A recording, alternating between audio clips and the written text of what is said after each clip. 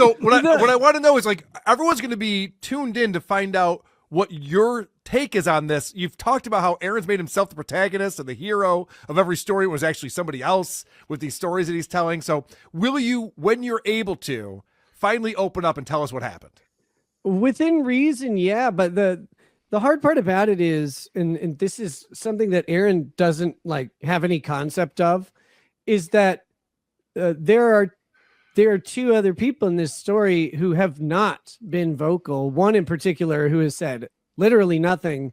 And there are parts of stuff just relating to me that, those things have reflections on those people and how people will perceive them. And they just want to move on with their lives. Like, it's not, Aaron's like, no, I'm just telling my story. Like, I was great. 3 other people were criminal murderer, child rapists. Right, yeah. Like, it's literally how he painted it. I just, but like, there were 3 other people there. It's like, oh my God, what's wrong with you? Like, even before he told the stories, Nick, I couldn't believe it. He's just like, yeah, April decided to take one route, and I decided to go the good way and do all the great things. Someone else did the opposite of that. It's like, yeah, we know what you're saying. We get it. Yeah. I don't do drugs. The other thing is amazing about him is, like, now how things have morphed so heavily.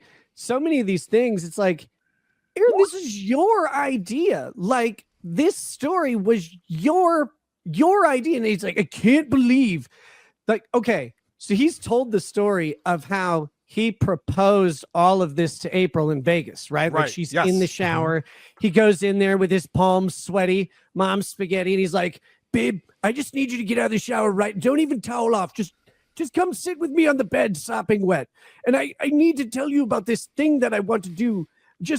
And I'm really worried about it. And now he's like, April was saying how she wanted to do this type of stuff, and she just gaslit me into believing that I wanted to do it. I had no agency in any of my decision making. It's like, homie, and that's every story. Every story. And Melton has done a great job documenting this. Every story has changed to be the opposite of what it first started as. So here's something I've tried explaining to a few people. Because people don't understand Aaron. They're like, oh, he's deceptive, or oh, he's lying, or he's changing stories. No. The man has no past, present, or future. None of it exists. Yes. The only thing that exists is whatever he wants to be true right now for whatever reason. And he will change, even if talking to the same person in the same conversation, within minutes, it will shift dramatically. He did it on his interview. Boxing challenge is a perfect example of that. We've seen it. We just saw this today. But yeah, go ahead, Nick. You're spot on with this. He did it in his interview with Will Heron, where he's like, Nick's only option, the only thing he could do is to shut the fuck up. Like, he just has to be quiet. He has to do it. And then 10 minutes later, he's like, he stopped talking because he's a giant bitch. And like, why would you ever not talk about it? You just go online, you just talk around it. But like, and he unironically believed each thing at each time he says it. And this is true. It's not something he does.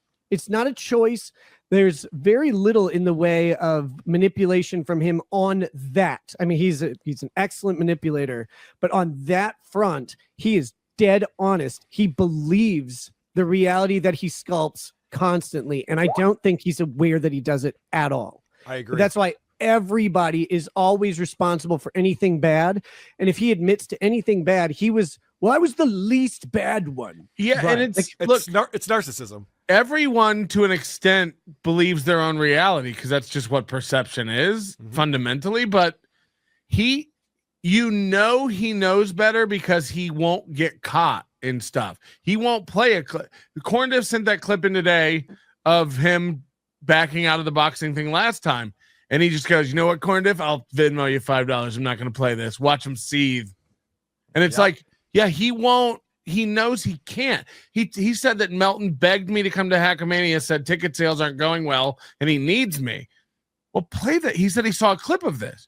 Why wouldn't you play it? It just makes no sense. Well, I also wanted to ask you about that. Are you offended that Aaron is so deeply denying this? I mean, I don't think he liked your again. take. This is one of those stories where it was his idea. I wasn't even there. I wasn't around. I wasn't in the room. I didn't know it happened until a couple days later. You checked And- the footage. I get it. I love when he's like, he just was willing to believe anything April allegedly may have told me because he was so mad and he hates me so much. I'm like, bro, I heard about this right in the middle of everything. Right. It's not like I heard about it yesterday. Yeah, I was because they're all like, still I getting gotta tell along, this right. story.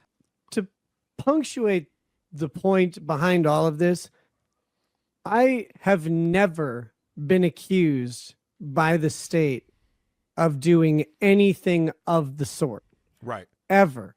And I never will. And it's one of the most frustrating parts of this is that I will never have an opportunity to defend that allegation. Okay. I just won't. And I'll never get to ask them, how do you think it happened? Now, I have on video officers who handled allegedly illegal substances with their gloves on mere minutes later touching her hair. So there is video. I have that on video. That video is currently part of a case that should be wrapping up sometime around February. But I have that. What I know is that aside from that, there is no plausible way that occurred. It could have been a lab sample error. Yep. One of the things people pointed out is we had all of the lab techs at the lab listed as potential witnesses in one of that may be subpoenaed. The reason is because in all of this time, we have still not been provided discovery around that test. All we have is a sheet of paper. They didn't provide discovery of any confirmatory tests. They didn't provide a record of methodology that they used to do the test. We get it. You They feel bad. Yeah, but They didn't provide a fail rate for the lab, a sample swap rate. Every lab has a fail rate and sample swap rate for like, what if you accidentally spill something in the sample? Like they have, that happens. No human error occurs, and they have an Wuhan actual rate for it. Is something that we've seen happen. Yes. not the Right. presence Okay, of so- cocaine. Yeah. Right. On there. Look, people don't have to believe me on this. They're like 7 metabolites of cane, and there's one of them. I can't There's see. just one. It's benzocognine or something like that. And it's awesome. No, if you go read, there's drug testing is nowhere near as like robust as people think it is. They don't know what most of it means. Sweat patch testing, they don't even know how it actually functions. But anyway, this particular metabolite, benzocognine, there are papers out there, and it's hard for them to test this, but it metabolizes outside of the body on skin in damp conditions, usually quoting the paper on a sweaty scalp or in a sweaty area like an armpit or something like that. So the actual metabolite starts to occur outside of the body. There's no need for it to be ingested. Now, if you're talking about Norcocaine or one of the alcohol accompanying metabolites of coke, those do require to be in the body as far as testing goes. And again, like I have to put something together on this at some point with citations because I know people don't believe me.